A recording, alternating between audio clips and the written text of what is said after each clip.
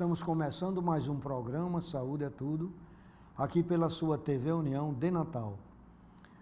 Nós estamos hoje aqui com o Dr. Tiago, que é infectologista, médico, que vai nos trazer uma série de informações mais precisas sobre o coronavírus, que a gente escuta a todo momento, circulando nos jornais locais, nacionais e internacionais.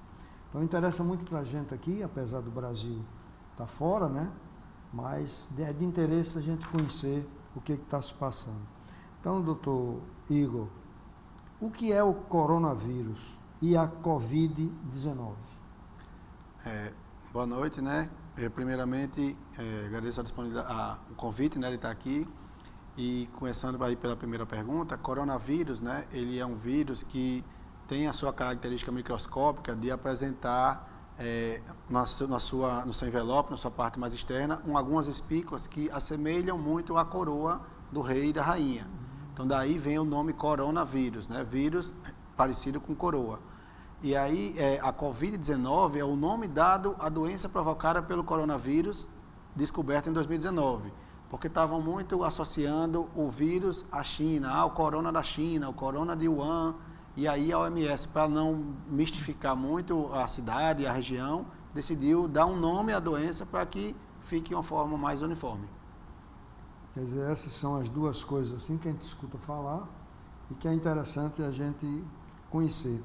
Como foi que surgiu isso, que os sintomas que nós vamos falar daqui a pouco são semelhantes a muitas outras viroses e até outras infecções, mas como foi que houve essa suspeita e rapidamente tomou-se tantas providências? O coronavírus, né, ele é um vírus que é descoberto desde a metade do século passado, né, por volta dos anos 50, 60, descobriu-se esse vírus e a partir daí ele já era um vírus que circulava nos animais selvagens, que infectam animais e que os primeiros casos descobertos nos humanos foi aí por volta do meio do século passado. Então, a partir daí, o coronavírus ele vem por momentos cíclicos, quando ele vai causando certas epidemias na população. Então, existe já descoberto 4 tipos de coronavírus que infectam seres humanos.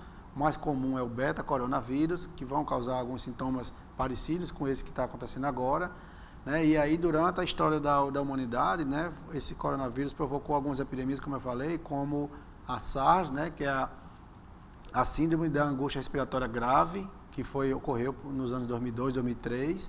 Houve mais adiante, né, 10 anos depois, a MERS-CoV, que é a síndrome do coronavírus do Oriente Médio, né, associada ao coronavírus. Síndrome da angústia respiratória do Oriente Médio, associada ao coronavírus, ano 2012, 2013. E agora, em 2019, vem surgindo esse novo coronavírus, né, chamado agora de Covid-19. Ela não tem nenhuma semelhança com aquelas grandes gripes que teve, como a asiática, nem a espanhola? A gripe, né, que é uma doença provocada pelo vírus influenza especificamente, é um cuidado que até a OMS fala para que a gente tenha bastante cuidado em relação a dar esse nome gripe para a doença provocada pelo corona, porque gripe é influenza, resfriado aí sim poderia ser confundido com coronavírus. Então, as gripes, né, como a do HN1, a gripe espanhola, causa sintomas respiratórios também, que pode vir desde quadros brandos até quadros graves, porque vem tosse, febre, dispneia, dor torácica. Parece um pouco com a doença provocada pelo coronavírus, mas a coronavirose, né, muitas vezes ela tem uma característica de ter mais sintomas respiratórios altos, parecido mais com um resfriado. E quais seriam esses sintomas, Igor? Sintomas seria sintomas do resfriado comum. Então, cefaleia, né, a dor de cabeça, congestão nasal, coriza, tosse, dor de garganta, dispneia, que é a falta de ar. E se essa doença tende, na maioria dos casos, né, a ter uma evolução benigna, com resolução espontânea, mas algumas vezes essa doença ela pode também provocar sintomas respiratórios mais graves, né, como uma pneumonite provocada por esse vírus e causar insuficiência respiratória nos pacientes. Engraçado é que a maneira, né, de transmissão, a gente fica com cuidado para não vir da China para outros lugares. Mas a origem dela lá, como é que se faz então isso? Como é que tem? Não era em seres humanos, era mais em animais da floresta, em aves talvez também. Uhum. O que se tem, né, de suspeita, é uma grande suspeição, é que esse coronavírus de 2019, ele surgiu no mercado de peixes na cidade de Wuhan, né, que é um grande centro lá da China, um centro polo-econômico do ponto de vista industrial, e que nesse mercado de peixes de fruto do mar também comercializava outros tipos de animais, caças, morcegos e tal. E o que se suspeita realmente é que houve uma mutação desses vírus selvagens com capacidade de infectar os seres humanos. Então aí surgiu o primeiro doente, né, achou-se que era um resfriado comum, foram surgindo outros casos, né, ainda achando que era um resfriado comum. Houve um relato de um médico chinês, né, que tentou avisar as autoridades e eles acharam que ele estava conspirando contra o governo, ameaçaram de prisão esse médico, que infelizmente acabou falecendo mais adiante, né? Então ele suspeitou que era uma coronavirose e a partir daí, né, o governo chinês foi tendo mais atenção até que chegaram a testes moleculares que comprovaram que era o coronavírus. Inclusive, quer dizer, é a intenção mundial resolver o problema lá. Uma vez feito isso, a gente livra o resto da humanidade? Ou pode haver essa transformação em qualquer lugar do mundo? Pode haver, né? Teoricamente, vai ocorrer nessas regiões onde tem maior, vamos dizer assim, contato com esses animais selvagens, né? Então, onde o vírus já circula, o homem vai lá, tem contato com a natureza e vai ter contato com o vírus. Então, em relação à China, né? Eles lá demoraram um pouco, né? Aparentemente demoraram um pouco a alertar as autoridades de saúde. Então tentaram controlar internamente, mas quando viu que estava saindo fora de controle, aquele primeiro infectado já tinha passado para 3, para 9 e foi tendo aquela progressão geométrica que a gente vê nos dias atuais.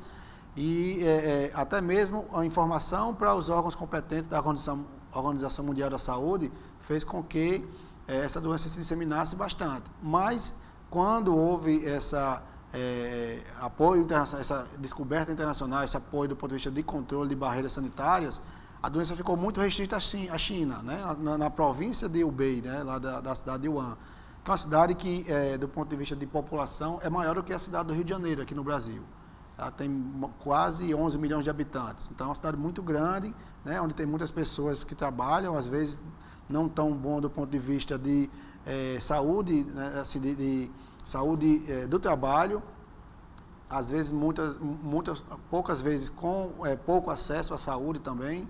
Então o que se fala, né, através de alguns boatos de pessoas que moram na China, é que às vezes essas pessoas lá eles não tinham tanto acesso à saúde. Então estava doente, o médico mandava ficar em casa com repouso e a pessoa piorando. Então quando chegava no hospital já estava muito grave, até acontecendo essa morte. Então as barreiras sanitárias, né, dos outros países fez com que o quê? Se vem alguém de lá, vamos nos precaver, vamos verificar a temperatura, vamos ver se tem sistema respiratório, justamente para evitar algum doente da cidade da China que saia para fora do país e infecte outras pessoas em outros países. E já tem outros países, né, também com essa contaminação. Tem, né? Tem os casos já nos Estados Unidos, na Europa, no Sudeste Asiático, no Japão. Né? Até o momento a gente não tinha relatado nenhum caso ainda na América do Sul nem na África, né? Talvez por ter pouco contato com essas regiões da China. Doutor Igor, um negócio assim que a gente notava nas transmissões, né, de TV, é que tem muita epidemia que vem, que são até graves, mas a gente não vê assim com tanta rapidez óbitos. E essa, além de muitas pessoas contaminadas, já tem um número elevado de pessoas que realmente morreram, né?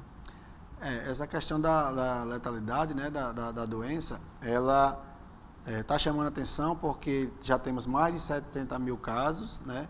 Desses 70 mil, mais de 1.100 casos, mas a letalidade desde o início está beirando ali os 2%, 3%.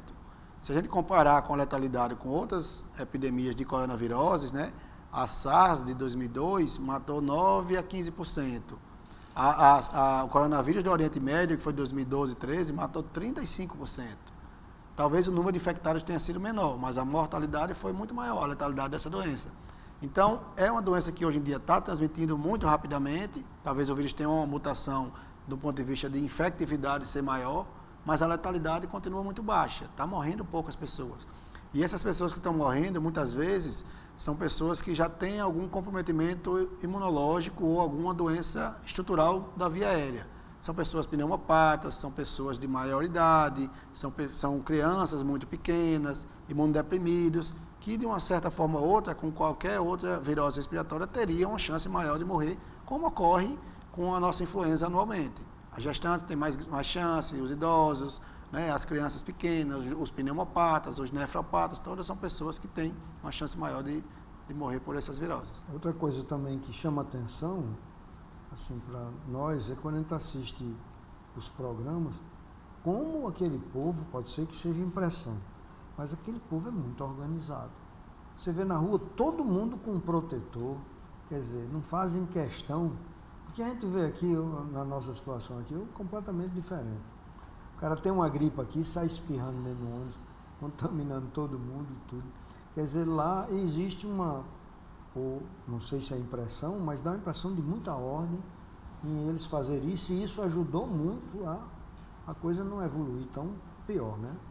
Talvez o regime de governo chinês, né, por ser uma ditadura comunista, facilitou com que eles obrigassem as pessoas a ter o controle, né? Proibiu as pessoas de sair de casa, lá num feriadão que teve do ano novo chinês, né? As pessoas ficaram trancafiadas, vamos dizer assim, nas suas próprias casas, sem poder sair para a rua, né? Só podia sair para comprar mantimentos e tinha que voltar, para evitar justamente essa transmissão.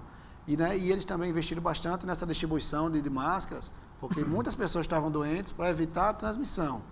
Embora a OMS, né, ela não recomende que a máscara seja utilizada pela população em geral. Porque a chance, por exemplo, da gente aqui no Brasil encontrar uma pessoa que esteja contaminada por coronavírus é muito baixa, né? Então, você sai na rua atualmente usando máscara porque tem medo de pegar o coronavírus, o custo-benefício de ficar usando máscara todo dia, porque tem que trocar, não adianta usar a mesma máscara. Se usa ela de manhã, à tarde, talvez ela não esteja mais válida, porque ela fica suja, fica úmida quando a gente fala. Então, custo-benefício de usar máscara o tempo inteiro não adianta para a pessoa suscetível. Mas para o doente, ela é muito eficaz porque ela cria um anteparo quando você fala e aí não ocorre transmissão. Nós estamos hoje aqui falando sobre o coronavírus, que é muito comentado, mas a gente fica com muitas dúvidas. E hoje nós trouxemos aqui exatamente as dúvidas que a população tem, para que o Dr. Igor, que é médico e infectologista, nos traga alguma assim, noção até de prevenção mesmo, já que isso ninguém sabe até onde vai, né? As formas de transmissão. Toda doença tem um vetor, tem uma maneira de ser, como parece que é de vias respiratórias, né? Então, sempre que a gente fala, tosse, tem as gotículas de Fringe, que tem uma distância boa, que a pessoa projeta, se outra pessoa passar e aspirar aquilo.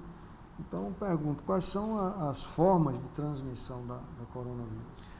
Então, a transmissão da Covid-19, né, das coronaviroses, ela ocorre principalmente pela via aérea, né, pela formação de gotículas, que ocorre quando a gente fala, espirra, tosse, né? Então, são partículas que têm um tamanho relativamente grande, né? Elas, por serem pesadas, elas caem ao solo, então, a uma distância de mais ou menos 1 metro, né, a pessoa estaria num risco de transmissão entre o doente e o suscetível. Então, primeiramente seria via respiratória. Uma outra forma de transmissão seria através do contato direto ou indireto com secreções de vias aéreas. Então, supomos que uma pessoa que esteja doente tosse na sua própria mão e aí, em seguida, vai apertar a mão de outra pessoa e aquela outra pessoa pega a sua mão e coça o olho ou coloca no nariz ou na boca, está tendo um risco de transmissão direta. Ou através de objetos inanimados, uma transmissão indireta, né, quando você tosse na sua mão, pega uma maçaneta de uma porta, alguma coisa desse tipo, e outra pessoa vem lá, toca, levando aquilo para a via aérea. Então, essa transmissão, ela ocorre principalmente dessas formas, né? E aí as pessoas têm que se precaver para evitar ter esse contato direto ou indireto com os doentes. E assim, essa parte assim, dos animais, como é que eles transmitem para o homem? Através da inoculação, mordida, como é isso? Os vírus selvagens, né, os coronavírus presentes na natureza, eles são bem específicos para os animais.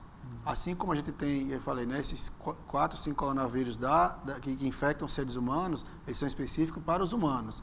Então, você ter contato com o coronavírus animal, muitas vezes você não vai adoecer. Mas se houver uma mutação naquele vírus, ele ganha a capacidade de infectar o humano e aí sim desenvolver a doença. Interessante a gente saber dessas coisas. Quais os principais sintomas? A gente já falou que é muito parecido com os sintomas do resfriado, né? Isso, né? Então, os sintomas, repetindo, ele é congestão nasal, coriza, cefaleia, né? Irritação ocular, pode causar desconforto respiratório alto, né? Uma disfagia, febre, né? É importante também lembrar disso, febre. E algumas vezes, a maioria das vezes fica como esse sintoma respiratório alto, confundindo com o resfriado comum, né? Mas algumas vezes pode haver complicações para a via aérea inferior e causar quadros simulando pneumonia. Muito bem. Então, digamos que vamos fazer uma coisa prática aqui. Digamos que num pronto-socorro ou mesmo lá no Giseu do Trigueiro, chega um paciente suspeito. Então, como seriam as providências assim iniciais, já que já é tão parecido com qualquer um outro problema inflamatório?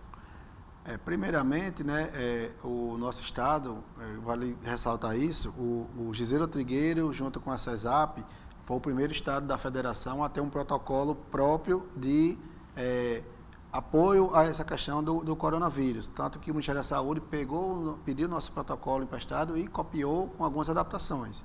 Então, esse protocolo, ele pede que o quê? Que se faça a história para ver como é que está os sintomas do paciente, né, daquele resfriado lá, ou de alguma insuficiência respiratória.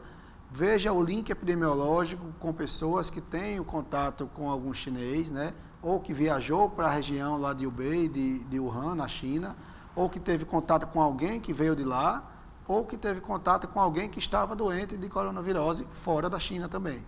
Então, tem que ter os sintomas, tem que ter o vínculo epidemiológico e também precisa para pensar no caso suspeito de coronavirose. A partir daí, né, da Covid-19, a partir daí existe, como os sintomas parecem muito com resfriado comum, vai confundir, né, com influenza, com metapneumovírus, com adenovírus, com rinovírus, né? Existem testes laboratoriais que o nosso estado está preparado para fazer, né? Então esses pacientes, não só no Giseudo, mas se você atende esse paciente num hospital privado, ou numa clínica privada, ou numa unidade, numa UPA, né?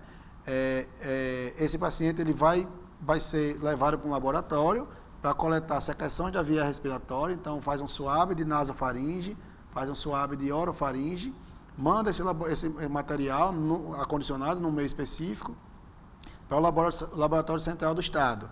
Chegando lá, né, é feito um painel viral, onde é pesquisado todos esses vírus que eu falei, mais alguns outros, e aí se confirma que é uma influenza, que é um adenovírus, para por ali. Se não confirma nada disso, uma parte dessa amostra é enviada para o Rio de Janeiro, para a Fiocruz, e lá vai fazer a pesquisa específica para o coronavírus 2019. Interessante. Ter essa ordem já é muita coisa, né? Sim, com certeza, porque evita muito das pessoas ficar né, batendo cabeça num pronto-socorro ou numa emergência, e agora o que é que eu faço? Não, já está tudo bem documentado, tudo escrito, né? Essa semana a direção do hospital, junto com o pessoal lá do Giseuda, criou um fluxograma, algo assim, visual, para que você veja, chegou um caso, leva para lá, chama o laboratório, chama a vigilância, né? E avisar a vigilância é importante nesses casos, porque através desse caso índice vai se ver quem são os contatos para avaliar se há possibilidade de adoecimento dessas pessoas. Então, essa parte de vigilância também torna-se muito importante nesses casos suspeitos. E enquanto está nessa pesquisa, o cara tem que ficar isolado, no caso? Tem que ficar isolado, né? Porque já que ele é um sintomático respiratório, ele pode ter algum desses vírus que transmitem pela via respiratória, tem que ficar em quarto privativo, né? Ele tem que ficar isolado, sem contato com outras pessoas, num quarto sozinho, usando o seu próprio banheiro lá do hospital, né? Se tiver condições de ser tratado em casa, que fique na sua residência sem sair a locais públicos para evitar transmitir para outras pessoas. Muito bem. Nós estamos hoje aqui com o Dr. Igor, que é infectologista, médico, professor da universidade. Está nos trazendo aqui uma série de informações que são mais assim, acessíveis a ele, que está na especialidade. Então as informações chegam a ele mais rápido do que a outros médicos de outras especialidades e mais longe ainda de vocês. Então, a finalidade nossa aqui é levar tudo isso para que vocês entendam e possam nos ajudar para que tudo saia mais ou menos de acordo com como está sendo organizado pela Organização Mundial de Saúde. Nós vamos terminando aqui o primeiro bloco, fazendo uma pequena pausa e voltaremos no segundo bloco, ainda trazendo mais informações sobre o coronavírus. Voltaremos dentro de 1 minuto.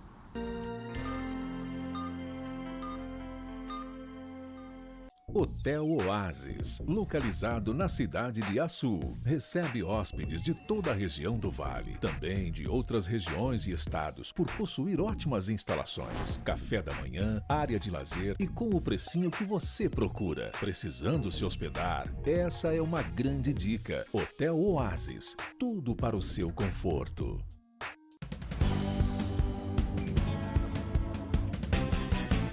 Prepara a galera e corre pra areia, se joga na farra, a praia tá cheia, curtição. Vamos invadir seu verão. A Esterbom apresenta seus lançamentos máximo. Iogurte com amarena, chocolate com avelã, crocante e Maxi Blito. Curtição. Vamos invadir seu verão. Esterbom, qualidade que surpreende.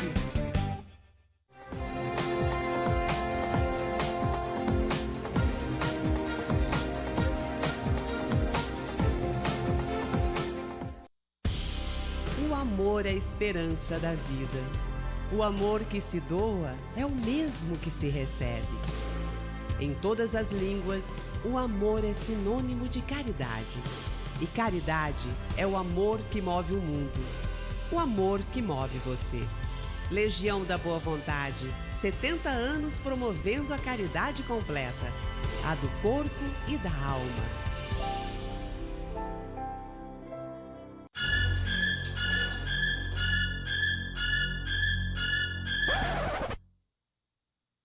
Quem tem Cabo Fiber não desconecta nenhum instante. Vem pra fibra ótica da Cabo Telecom. 75 mega por apenas R$ 75,90. Ultra velocidade de download, maior e melhor taxa de upload, suporte técnico especializado e atendimento domiciliar em até 3 horas. Cabo é Fiber. Internet fibra ótica é Cabo Telecom. Ligue 2010 2010 e assine já.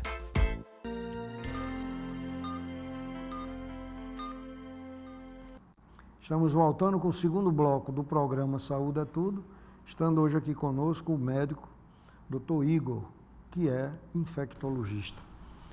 Dr. Igor, sempre quando a gente tem uma doença, a primeira preocupação nossa é como nós podemos prevenir a infecção pelo coronavírus.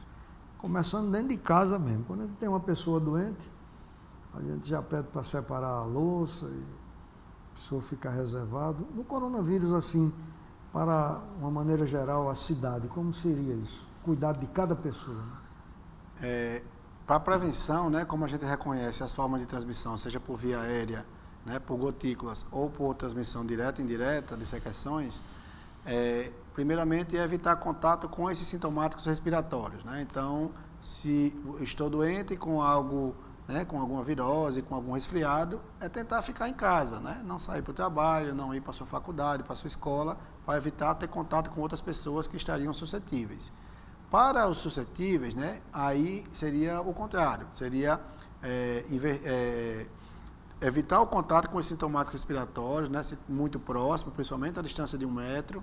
Né, 1 metro, para quem não vão andar com a fita na rua, a distância de um passo largo para frente é mais ou menos a distância de 1 metro. Então, sempre está higienizando as mãos, né? Teve contato com alguma superfície que todo mundo toca, tipo um corrimão de uma escada rolante, do shopping, o corrimão o local lá de segurar a mão no ônibus, né? O corrimão também.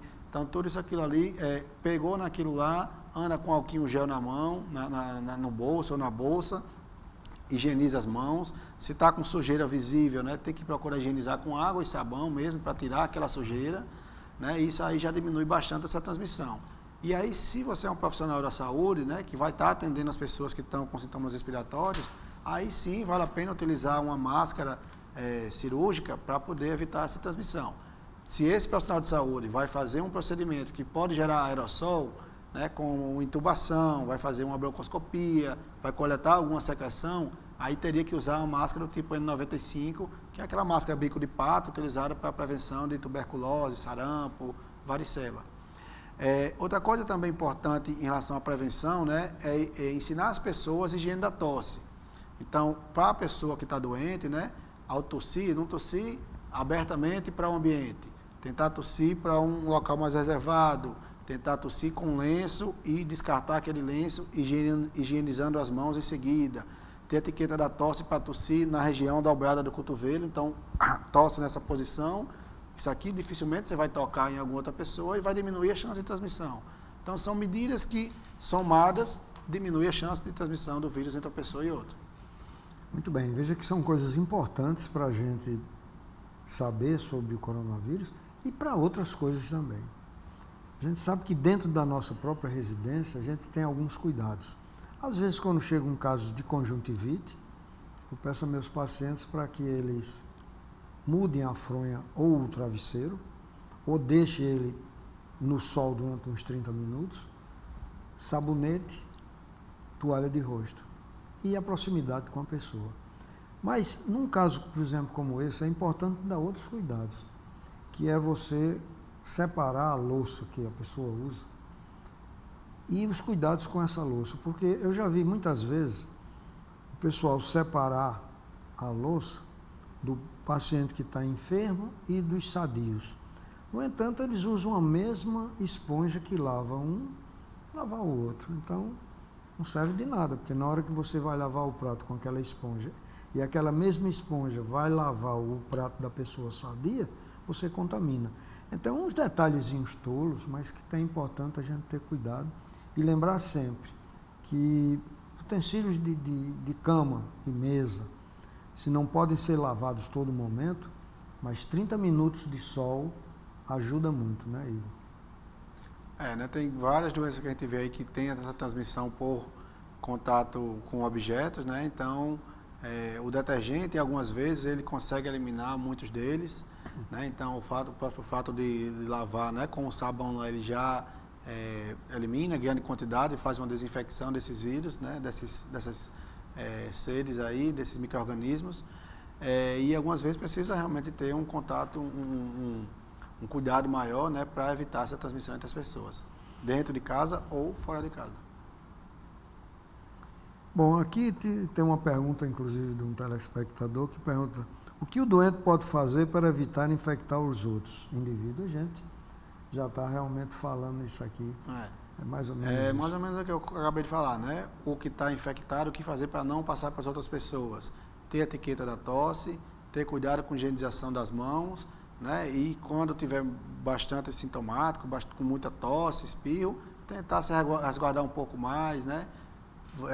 Descansa um pouco mais, avisa ao trabalho, à escola, à faculdade que não vai poder comparecer naquele dia porque está doente, porque às vezes você perde aquele um dia de trabalho, mas vai ganhar muitos outros e a empresa também vai gostar porque você não vai transmitir para outras pessoas, né? Então, às vezes as pessoas exageram nisso, né? Levam esse ponto aí como desculpa para faltar, mas quando necessário tem que fazer, né? Precisa evitar o contato, passa num atendimento, pega um atestado, alguma coisa que comprove aquilo que está sendo dito e evitaria a transmissão para outras pessoas. A gente escuta uma série de noticiários e leituras de jornal e conversas, mesmo nas redes sociais. Isso gera uma série de problemas, né? Tem pessoas que são mais preocupadas, têm uma dificuldade já, quando nada existe, dela ter medo de contaminação. Então, isso aumenta consideravelmente, né? Então, eu pergunto assim, vai deixar as pessoas que têm toque, que já lavam as mãos sem necessidade, então vão ficar muito preocupadas com isso, gerando até problemas de ordem assim, nervosa, né? Mas, nesse momento, eu acho que a exacerbação disso é benéfica, né? Todo cuidado é bem-vindo, né? Às vezes, com excesso, pode provocar, às vezes pode provocar malefício, né? Então, lavar muito a mão, esfregar demais, né? Ficar passando álcool o tempo inteiro, às vezes pode ressecar as mãos, né? E causar lesões que podem ser porta de entrada para outras infecções. Então, é tudo com moderação, né? Assim, nem tanto ao céu nem ao inferno. Ficar ali na moderação, de evitar o contato, de ter o hábito de higienizar as mãos, né? Porque aí assim você vai conseguir controlar bastante essa transmissão. Uma coisa assim que, ligado a isso que eu falei agora aqui há pouco, é assim, que se existe mesmo uma necessidade de a gente se preocupar muito com esse novo vírus, se há essa preocupação, porque, vou explicar por quê, doutor Igor. Normalmente, as massas, quando são avisadas de alguma coisa, é avisada com certo cuidado para não haver pânico, né? Às vezes a coisa está muito pior e a informação que chega para o povo em geral é de menor intensidade. Esse vírus, o coronavírus, ele está com a medida certa ou está sendo assim guardada alguma coisa a mais para que a sociedade não fique preocupada? Não, eu acho que muitos já se conhecem, né? Em relação o vírus em si, o coronavírus, né? O gênero, vamos assim dizer, ele é conhecido, como eu falei, desde o século passado. Então, a sua forma de transmissão ela é conhecida, aos seus sintomas clínicos. O que mudou em relação a essa Covid-19, né, essa doença provocada pelo coronavírus de 19 para 2020, o que me chama a atenção bastante é essa alta capacidade de transmissão entre as pessoas, né, de muito rapidamente estar transmitindo. Suspeita-se, né, que ainda nada comprovado, que mesmo os assintomáticos, num período de incubação, já estaria transmitindo, não só aquele que está tossindo ou espirrando, mas os estudiosos estão pensando muito que o indivíduo, antes de estar com sintomas, já estaria transmitindo. Então, dificulta um pouco mais, né, esse controle aí de isolar aquela pessoa num local, num hospital ou na sua própria residência. Em relação a diagnóstico, né, a gente já tem métodos diagnósticos para isso, então não há nenhuma nada que se tenha que se esconder. Existem testes, né, moleculares que faz por PCR, né, reação em cadeia da polimerase. Existem testes rápidos, né, que estão sendo desenvolvidos e começaram a ser utilizados lá na China, que vai fazer o teste com um resultado em 20 a 30 minutos. Né? Então, o diagnóstico, o vírus é conhecido, o modo de transmissão talvez tenha um pouco de dúvida, o diagnóstico clínico e laboratorial ele está reconhecido, tratamento ainda não, porque não tem nenhum tratamento específico para coronavírus. Né? Então, nada que comprove aí do ponto de vista científico. É isso que você falou, nem tanto ao mar, nem tanto à costa, entra assim no que a gente falou aqui há pouco. A gente não pode exigir demais para não criar problemas na sociedade de um medo muito intenso, mas é muito importante a gente ter cuidado, por isso mesmo que você falou aí. A pessoa pode estar contaminada sem saber. Então, os cuidados que a gente vai ter é com todo mundo. Então, sempre tem que pensar que aquela pessoa que está com a gente pode estar com a virose sem saber. Então, todos os cuidados aplicáveis na pessoa que está contaminada, a gente tem que usar de uma maneira geral e sem causar uma paralisia geral das coisas, sem perturbar a vida normal, né, das pessoas. Mas isso que você falou aí chamou muita atenção a esse detalhe de a gente achar que cada pessoa pode ser um portador sadio da doença. Né? E uma coisa que as pessoas me perguntam muito, né, no dia a dia, é se o calor aqui do Nordeste protegeria um pouco em relação a isso, né? Não necessariamente o calor, mas indiretamente acaba nos protegendo. Por quê? O coronavírus, né, a Covid-19, ela está acontecendo, o foco principal lá na China, alguns países europeus, Estados Unidos, são países que nesse momento do ano estão passando pela parte de inverno, clima frio, né? Então as pessoas não estão ao ar livre, elas estão muito mais confinadas em residências, em shoppings, teatros, né, nas fábricas fechadas lá com a ventilação, porque lá fora está um ambiente muito frio. Então isso aí facilita a aglomeração das pessoas, facilita a transmissão. Nessa época, né, do início do ano, que aqui no hemisfério sul a gente está na época de verão, né, então o calor faz com que as pessoas procurem locais mais ventilados, né, onde tem a ventilação, onde fique circulando o ar. Isso aí dificulta um pouco essa transmissão desses vírus respiratórios. Quando a gente compara, por exemplo, né, com épocas chuvosas aqui da região Nordeste, lá por abril, maio, junho, o que a gente vê quando vai passando no dia a dia? As pessoas aglomeradas nas paradas de ônibus para não pegar chuva, então ali facilita a transmissão, é onde ocorrem os picos de gripe por influenza, dessas viroses. As pessoas não vão muito para a praia, então começa a se aglomerar mais dentro de casa para assistir um filme, ou até mesmo nos shoppings, né? Então, essa questão climática, de certa forma, acaba influenciando, porque faz com que você procure ficar mais em ar livre do que em ambientes fechados. E você que é infectologista, Igor, e quando chega um momento desse assim, como é que você se sente e como é o comportamento dos seus clientes nesse período? Aqui nessa época do ano, né, que a gente está no verão, passando para o outono, pouquíssimos casos respiratórios a gente tem, né? Acontece mais em crianças, né, pequenininhas ou de meia idade ali, porque principalmente aquelas que estão em idade escolar, então existe muita transmissão entre as próprias crianças e às vezes passa para algum adulto, mas para chegar no ponto de vista de um consultório é bem mais restrito. Talvez num pronto-socorro, numa UPA tenha mais casos, mas não se compara a épocas de clima mais frio, chuvoso, onde com certeza aumenta esses quadros respiratórios.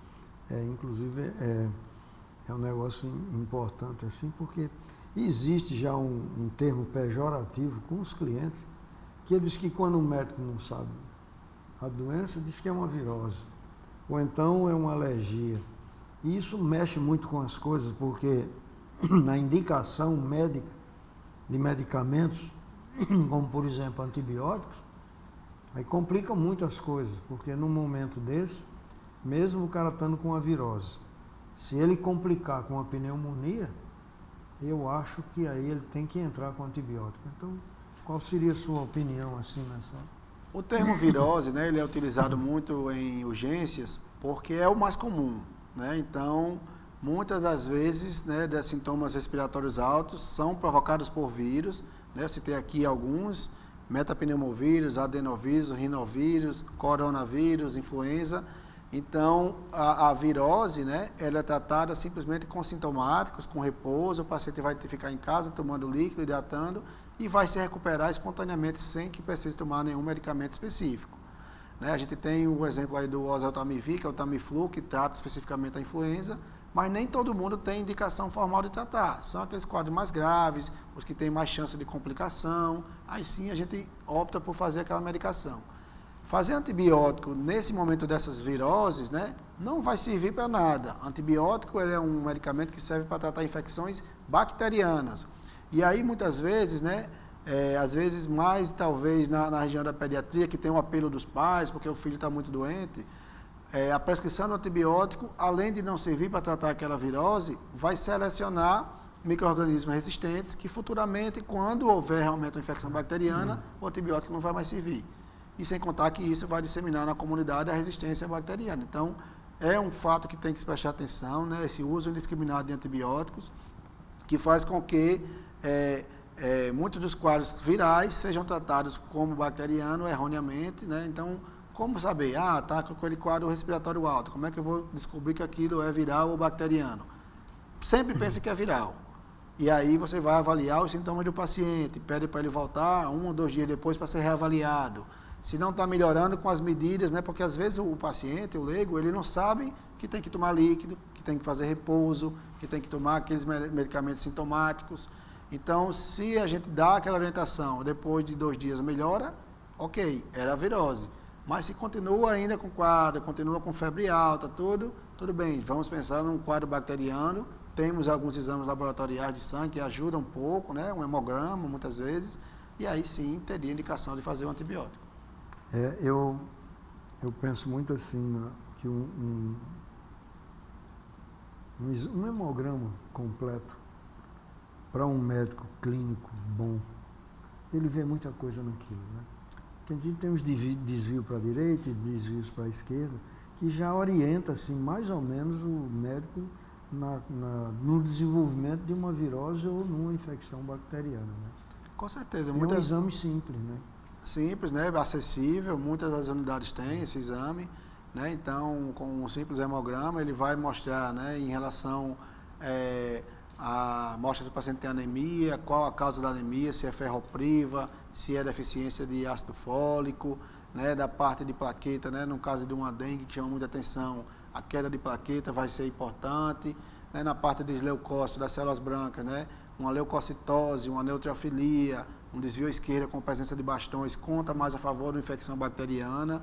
E nesses quadros virais, o que acontece é um leucograma normal, a contagem entra na faixa de normalidade, depende da referência um pouco da idade, mas fica ali entre 4, 10, 11 mil leucócitos, e muitas vezes com aumento de linfócitos, que é justamente a nossa célula de defesa que vai tentar combater aquela virose que está acometendo o paciente. Muito bem.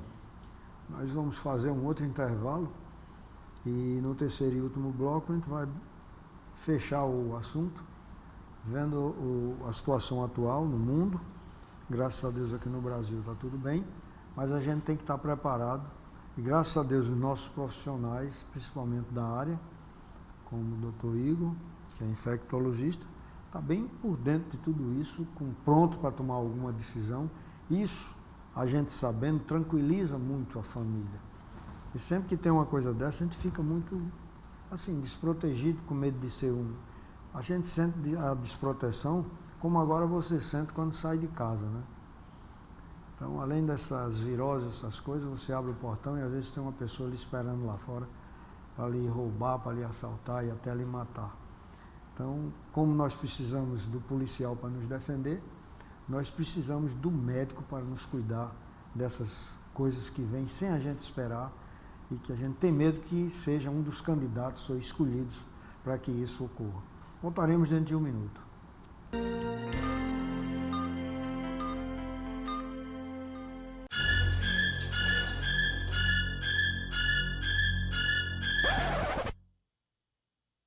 Quem tem cabo Fiber não desconecta nenhum instante. Vem pra fibra ótica da Cabo Telecom. 75 mega por apenas R$ 75,90. Ultra velocidade de download, maior e melhor taxa de upload, suporte técnico especializado e atendimento domiciliar em até 3 horas. Cabo é Fiber. Internet fibra ótica é Cabo Telecom. Ligue 2010 2010 e assine já.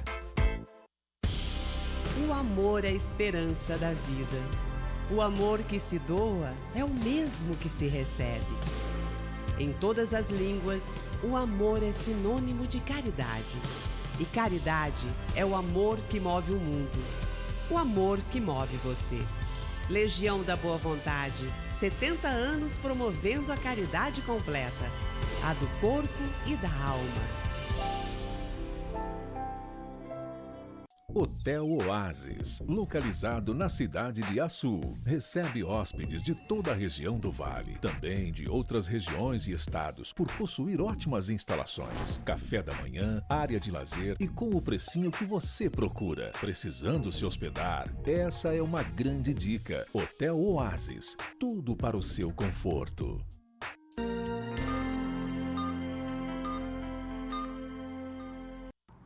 Estamos voltando com o terceiro e último bloco do programa Saúde é Tudo, aqui pela sua TV União de Natal. E hoje com o Dr. Igor, que é médico e infectologista, que está aqui conosco trazendo uma série de informações que são úteis para todos nós.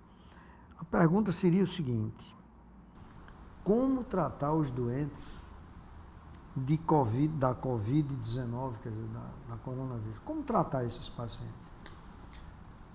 Até o momento, né, a ciência tem avançado bastante, mas a gente não tem ainda nenhum medicamento específico para tratar coronavírus, né? Então, muitas vezes o que tem que se fazer é dar algum suporte do ponto de vista nutricional, hidratação, sintomáticos, né? Medicamento ali que vai controlar um pouquinho a dor, dipirona, um paracetamol, né? Fazer algum antitérmico também, algum medicamento, caso tenha alguma obstrução nasal, fazer lavagem com soro fisiológico. Então, é muito mais de suporte do que medicamento especificamente dito. Muito bem. E se há algum desenvolvimento científico, né? Se já há algum desenvolvimento científico para a produção de droga ou vacina para o coronavírus? Tem alguma coisa prevista aí? Já escutamos alguma coisa sobre isso? A OMS está trabalhando bastante nisso, né, junto lá com o governo chinês e os pesquisadores. Eu acho que a América, a Europa, está todo mundo tentando descobrir mais coisas sobre isso, né? Então, o que a gente tem hoje em dia é que alguns relatos, né, de medicamentos que foram utilizados para tratar HIV, por exemplo, né, que foram utilizados para tratar a coronavirose, a Covid-19, e que parece que tenha dado certo com esse paciente. Mas foi um caso experimental, né, uma observação clínica, não é nenhum estudo randomizado, onde faz-se duplo cego com os pacientes, então não dá para a gente dizer que realmente funciona, é uma suspeição. Em relação à pesquisa de vacina, né, esperamos que tenha realmente a produção de vacina o quanto breve. A gente teve recentemente, né, uma epidemia de ebola lá na África, que demorou um pouco a produção de vacina, mas que hoje em dia existe, né, e que às vezes lá as pessoas não têm acesso à saúde, que moram muito em vilarejos, longe das cidades. Mas nessa região da China, né, e do restante do mundo, onde tem grandes centros urbanos, talvez facilite um pouco, quando estiver disponível, sair vacinando todas as pessoas aí que estejam em risco de transmissão. Sempre em epidemiologia, doenças tropicais, eu quando estava na faculdade, me lembro que a doutora Giseudo Trigueiro, que foi minha professora, que hoje leva o nome do hospital que vocês trabalham, sempre interessou muito a gente saber assim, o período de incubação que se dá para determinadas doenças. Isso já é um grande conhecimento, porque se uma pessoa mantém contato com algum suspeito, ele tem um período que ele pode dizer, bom, estou fora já. Então, existe um período de incubação que já é conhecido? Sim, né? Já tem-se o reconhecimento de que esse período aí, entre o dia da infecção e o dia de adoecimento, ele varia em média de 5 a 7 dias, né? Podendo se alargar mais até o 14º dia. Então, a pessoa que teve um contato provavelmente vai adoecer no final da primeira semana, mas pode chegar até ainda a segunda semana com possibilidade de adoecimento. Então, é isso que faz, né, o governo chinês e até mesmo o japonês, que deixou umas pessoas presas lá no navio, até mesmo o nosso governo, quando repatriou os brasileiros, de deixar naquela quarentena, né, que é um período que ele fica, antigamente quarentena veio esse nome porque ficavam 40 dias, né? Mas hoje em dia o termo ele é utilizado para outros períodos, então mesmo que ele precisando ficar nesses 14 dias isolados, o governo brasileiro decidiu dar 4 dias a mais para ter uma margem de segurança maior e evitar que houvesse transmissão entre as pessoas que estão suspeitas. Então, esse período aí de 2 semanas seria o máximo esperado para entre a infecção e o adoecimento. Muito bem. Igor, eu queria que você falasse alguma coisa a mais, porque são tantas as viroses, né? Esse termo a gente escuta sempre teve na nossa família, nos nossos amigos, alguém que está com uma virose. Assim, em termos gerais, você como infectologista, qual é a orientação que você dá, independente desse coronavírus? Quais são as condutas assim que funcionam, apesar de não ter tratamento específico, como você falou, para nenhuma das viroses? O cuidado assim para não ter automedicação, né? Então, sempre pedir orientação do médico e principalmente do infectologista. Porque até há 1 ano atrás, nós fizemos um programa aqui em que você fez um curso, juntamente com o Luiz Alberto, se não me engano. Você justamente foi um curso que você dirigiu mesmo para o curso médico, para os médicos, devido assim, o uso indeterminado de antibióticos, que muitas vezes pode causar um prejuízo muito maior mais na frente, quando alguém precisa realmente dele. Então, assim, como infectologista, dê uma orientação para ver se o pessoal se comporta melhor sobre essas viroses, de uma maneira geral. Eu acho que o grande X, né, é a educação em saúde, não só na academia, na medicina, mas também nas escolas, nas empresas, né, onde as pessoas vão reconhecer que precisa ter água potável, né, porque as viroses não é só respiratória, pode ter virose de causa alimentar. Então, acesso à água potável, né, filtrada e fervida, ter cuidado com o manuseio dos alimentos. Então, as pessoas que manuseiam os alimentos, né, às vezes nesses fast food, cachorro-quente de rua, não ficar tendo contato com dinheiro e pegar nos alimentos, né? Então, ter cuidado com a higienização das mãos. As pessoas que vão se alimentar, né, lembrar de higienizar suas mãos antes de pegar nos alimentos, né? Então, principalmente aqueles que são comidos cru, né, como frutas, né, algumas vezes, que vai-se na feira, vou provar aqui para ver se está gostosa essa fruta aqui. Então, há um risco maior de transmissão, não só de vírus, mas de outros agentes também. Né? Então, a água, cuidado com alimentos, cuidado com essa questão de isolamento nesses sintomáticos respiratórios, né? E sempre procurar uma orientação médica, não que todo sintoma, deva procurar um médico. Mas, ao tomar alguma medicação, muitas vezes, não confiar só porque deu certo para o vizinho ou para o parente, que também vai dar certo para si. Né? Nós todos somos da espécie humana, né? Do Homo sapiens, somos humanos, mas todo mundo é uma pessoa, cada um é um indivíduo diferente. Então, o medicamento que serve para um, muitas vezes não serve para outro. E essa questão de não utilizar antibiótico, né? Quando não é necessário, ajuda muito a si próprio. Por exemplo, eu mesmo não lembro de cabeça aqui quando foi a última vez que eu usei um antibiótico. E eu todo dia estou lidando com pessoas com infecções. Né? Então, adoeço, algumas vezes sim, fico em casa com repouso, tomo um líquido, tomo algum sintomático. Né? Sintomático, quando a gente fala, são aqueles remédios que cortam os sintomas. Remédio que corta a febre, que corta a dor, que corta o enjoo, que corta a dor abdominal. Né? E muitas vezes essas doenças, por serem provocadas por vírus, elas vão se resolver espontaneamente. Então, o uso indiscriminado de antibiótico, ela é totalmente proscrita na medicina, né? Não tomem antibiótico sem prescrição médica, vocês vão estar fazendo um prejuízo à sua saúde em vez de estar ajudando. Existem umas coisas que a gente chama certo e outras erradas, e a gente conhece termos que são muito utilizados pela medicina e pelos leigos. A imunidade, num caso de virose, ela tem alguma finalidade, quer dizer, ajuda ou não tem nenhuma importância? Tem total a ver, né? Vamos assim dizer. A imunidade, quando a gente fala, muitas vezes a gente tem imunidade celular e humoral. Então, a imunidade celular, que são esses linfócitos que eu falei, né? Que no hemograma ele está aumentado nas infecções virais, porque ele é quem vai haver a fagocitose, né? Uma célula de defesa vai lá e engloba aquele vírus, apresenta um antígeno para esse linfócito e esse linfócito vai recrutar outras células ou citocinas que vão culminar com a destruição daquele vírus. Então, essa imunidade celular é importante, a imunidade humoral do ponto de vista de produção de anticorpos, né? Se você já teve um contato prévio, você faz uma vacina, vamos supor, para influenza, você faz com que haja uma produção de anticorpos e no momento futuro que você tenha contato com o vírus, você vai estar protegido. Então, a questão imunológica ela é muito importante para que você mantenha um equilíbrio com os agentes externos. Então, você pode se proteger, melhorar a sua imunidade, né? Através de uma alimentação balanceada, através de uma hidratação constante, né? A desidratação ela piora essa imunidade, então a gente vive numa cidade de clima muito quente, que transpiramos bastante, então tem que estar sempre andando com a garrafinha d'água, né? Para beber, para lembrar, coloca na sua mesa de trabalho, leva no seu bolso, leva na sua bolsa, né? Na sua mochila, porque isso aí vai ajudar bastante em relação a isso. Então, água, alimentação, às vezes alguns, né, chás ajuda bastante, mas assim, a questão é de você sempre ter um equilíbrio com a natureza. Porque as histórias a gente escuta, tem pessoas que estão no meio das doenças e elas não se contaminam. Né? O pessoal até diz, fulano tem um corpo fechado.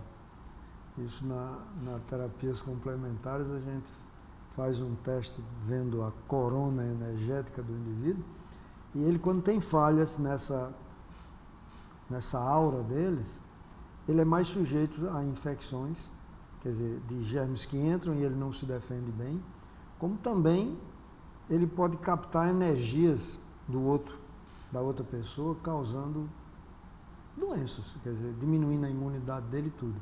Daí o termo da pessoa dizer, eu tenho um corpo fechado, ou então o meu corpo não está fechado. Essa aura quando está aberta. E isso muito tem a ver com a nossa imunidade. Então, tem pessoas que não adoecem facilmente. Numa casa mesmo, às vezes, uma casa de 5 pessoas, 3 têm gripe e 2 não tiveram, convivendo com todo mundo ali dentro. Né? Então, hoje nós falamos assim de uma maneira geral, sobre viroses, mas entramos de frente assim com o coronavírus, porque aonde a gente chega, nas redes sociais, com os amigos, onde a gente chega, alguém pergunta, alguém diz alguma coisa, eu acho que a maioria das perguntas, das dúvidas que a gente tem, o doutor Igor aqui nos mostrou bem claramente como a gente está lidando com isso e como é que vai ter as esperanças de uma vacina, né, que pode ter por aí. E eu deixaria assim esses momentos finais para você dizer mais alguma coisa da sua especialidade. Eu acho que uma coisa que o senhor falou agora há pouco, né, a questão das redes sociais, a gente tem que ter muito cuidado com o que se passa nesses grupos de família, de amigos, né, porque muitas vezes são informações falsas, né, alguém digita algum texto, coloca o nome de alguém lá aleatoriamente e aquela informação vai se passando e cria todo aquele alarde na comunidade, né. Então, se tem alguma dúvida, alguma informação, procura os sites oficiais do Ministério da Saúde. Por exemplo, a gente tem um site da Sociedade Brasileira de Infectologia, né, que é o www.infectologia.org.br, que tem um texto falando sobre toda essa coronavirose, né? Várias disso que a gente conversou aqui, eles falam lá como é o modo de transmissão, como é que se previne, como é que se trata. Tem informações científicas e tem informação para o leigo também. Então, tem alguma dúvida? Vou checar no site da sociedade, vou checar no site do Ministério da Saúde, vou procurar a vigilância epidemiológica, para não ficar passando informação de que há um doente suspeito de algo epidêmico que vai transmitir para a população e criar todo alarde naquelas pessoas. Muito bem. Vocês se lembrem, para a segurança de vocês, que nós temos um grupo aqui em Natal de infectologistas muito bons, que sempre eu trago eles aqui para o programa, e são pessoas tranquilas, que sabem o que estão fazendo, e que nos protegem a qualquer momento, se houver alguma necessidade maior. Então, uma das coisas aqui do nosso programa que a gente faz, é você, quando sentir um sinal ou um sintoma orgânico, saber qual médico você vai procurar.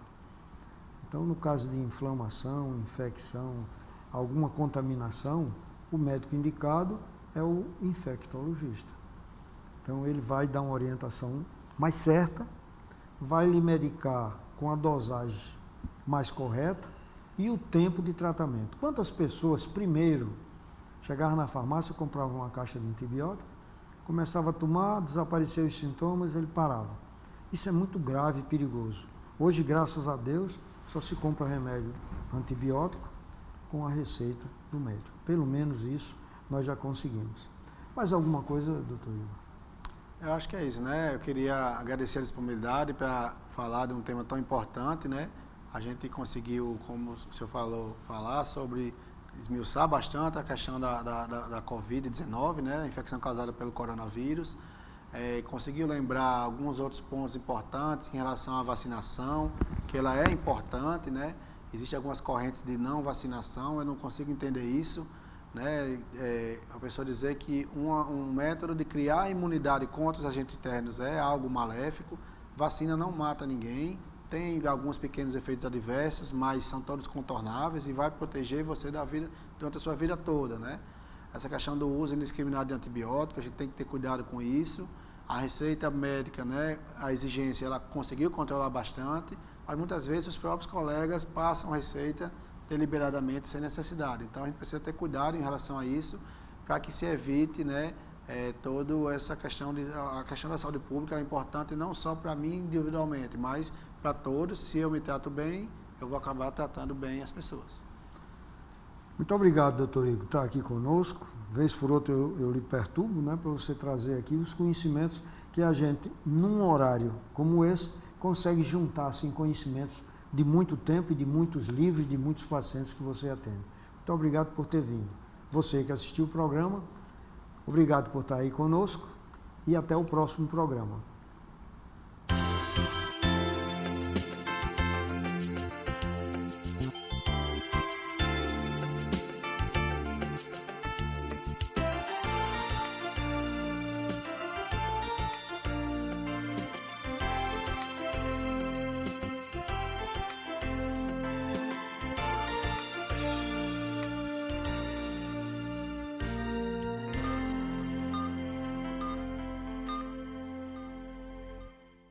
Hotel Oasis, localizado na cidade de Açu, recebe hóspedes de toda a região do Vale, também de outras regiões e estados, por possuir ótimas instalações, café da manhã, área de lazer e com o precinho que você procura. Precisando se hospedar? Essa é uma grande dica. Hotel Oasis, tudo para o seu conforto.